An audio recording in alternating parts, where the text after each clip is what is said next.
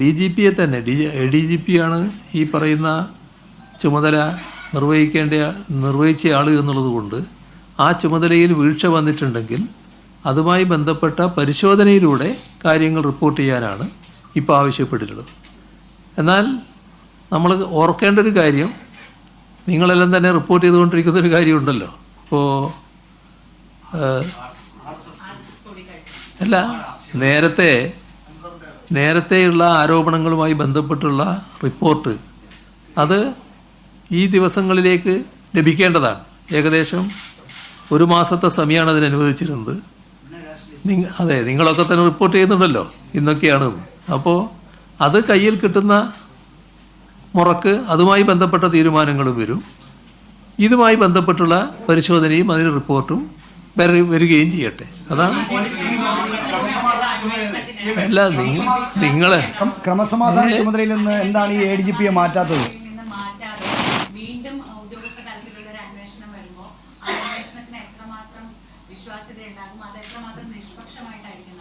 നിഷ്പക്ഷമായി നടക്കുമെന്നുള്ളതിനുള്ള ഉറപ്പാണല്ലോ ഇതൊക്കെ. അദ്ദേഹത്തിൻ്റെ കീഴിലുള്ള ഒരു ഉദ്യോഗസ്ഥനാണ് അന്വേഷിക്കുന്നതെങ്കിൽ നിങ്ങൾ ഈ പറയുന്ന തരത്തിലുള്ള ആശങ്കയുണ്ടാവും. അദ്ദേഹത്തിൻ്റെ മേലെയുള്ള DGP ആണല്ലോ അന്വേഷിക്കുക. അപ്പോൾ DGP തന്നെ അന്വേഷിച്ച് റിപ്പോർട്ട് നൽകുകയാണല്ലോ വേണ്ടത്. അപ്പോൾ DGP ഇപ്പോൾ ഒരു പരിശോധന കൂടാതെയാണ് റിപ്പോർട്ട് നൽകിയത്. അത് പരിശോധിച്ചുകൊണ്ട് റിപ്പോർട്ട് നൽകണമെന്നാണ് പറഞ്ഞിട്ടുള്ളത്. അത് ഞാൻ പറയുന്നതിൻ്റെ ഇടയ്ക്ക് ബഹളാക്കിക്കൊണ്ട് കാര്യമില്ലല്ലോ. അപ്പം അതുമായി ബന്ധപ്പെട്ട് അദ്ദേഹത്തിൻ്റെ റിപ്പോർട്ട് ലഭിച്ചാൽ അതിലൊരു റിപ്പോർട്ട് ഈ ദിവസങ്ങളിൽ ഈ അടുത്ത ദിവസങ്ങളിൽ തന്നെ ലഭിക്കുമെന്നാണ് നിങ്ങൾ തന്നെ റിപ്പോർട്ട് ചെയ്തിട്ടുള്ളത്.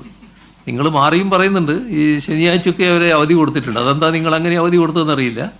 ഏതായാലും അത് ഞാൻ അവധി കൊടുത്തില്ല. ഞാൻ കൊടുത്ത അവധി 30 ദിവസമാണ്.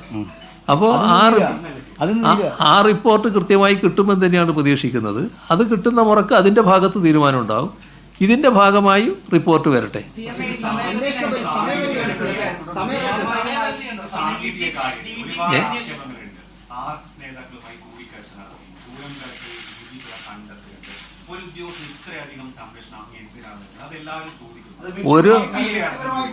ഇത് സംരക്ഷണത്തിൻ്റെ പ്രശ്നമല്ല. ഒരു ഉദ്യോഗസ്ഥനെ ആ സ്ഥാനത്ത് നിന്ന് എന്തെങ്കിലും നടപടിയെടുക്ക് വിധേയനാക്കുമ്പോൾ അതുമായി ബന്ധപ്പെട്ട കൃത്യമായ റിപ്പോർട്ട് വേണം. ആ റിപ്പോർട്ടിനാണ് കാത്തു നിൽക്കുന്നത്. ആ റിപ്പോർട്ട് ലഭിക്കട്ടെ.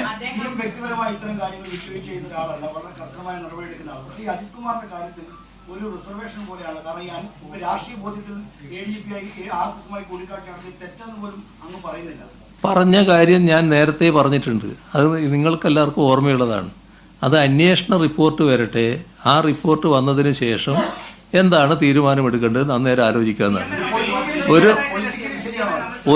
ഒരു ആരോപണം വന്നതിൻ്റെ അടിസ്ഥാനത്തിൽ മാത്രം ഒരാളെ ഒഴിവാക്കുക എന്നുള്ളൊരു നിലപാട് സ്വീകരിക്കുന്നില്ല എന്നാണല്ലോ അതിലൂടെ വ്യക്തമാകുന്നത്. അത് ആരോപണം സംബന്ധിച്ച് അന്വേഷിക്കാനുള്ള അതിൻ്റേതായ നിയതമായ സമ്പ്രദായങ്ങൾ നമുക്കുണ്ട്. ആ സമ്പ്രദായം പ്രകാരം അന്വേഷണം നടക്കട്ടെ. അന്വേഷണം നടന്ന് റിപ്പോർട്ടുകൾ വന്നാൽ ഫലപ്രദമായി നടപടികളിലേക്ക് കടക്കും. നിങ്ങൾ മനസ്സിലാക്കേണ്ടത്, നിങ്ങൾ എല്ലാവരും കൂടി പറഞ്ഞാൽ ഇത് ആർക്കും കേൾക്കാൻ പറ്റില്ല.